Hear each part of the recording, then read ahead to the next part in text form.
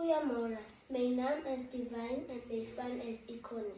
Die naam van my boek is Die Leopard. Die naam van my story is Jantjie Mees en Jacob Slang. Op 'n dag sit Jantjie Mees en Jacob Slang Kootjie Mees in die bos en speel. Meteens kyk Jantjie op. Kootjie sê, hey, moenie streeg nie, maar ons moet maak dat ons voorkom. Kyk daar, bokans Jacob in die boom. Kootjie kyk op, dis Jacob Slang. Hy wil hulle vang.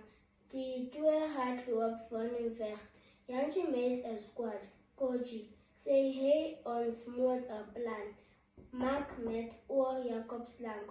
Ons kan nooit meer lekker speel nie. Of hy wil ons vang. Ons moet 'n plan maak. 'n Plan? Wat 'n plan? Waar? Kootjie. Kootjie is nie so slim soos Jantjie nie.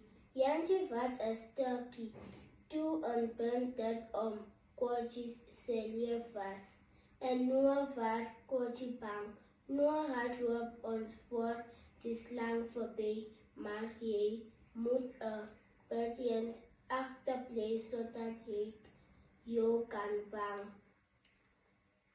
Vang?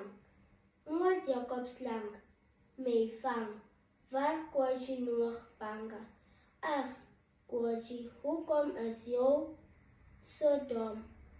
Ek kan die toe in pans vashou dan terug en jou en Jacob Slang te brug. Eet die twee mees stap by Jacob Slang verby. Hulle maak asof hulle hom nie sien nie.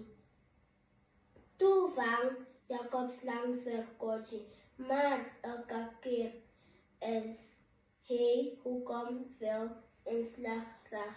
Jantjie aan die band van die toe en dan is Kootjie vir eet sy weg eet. Baie dankie.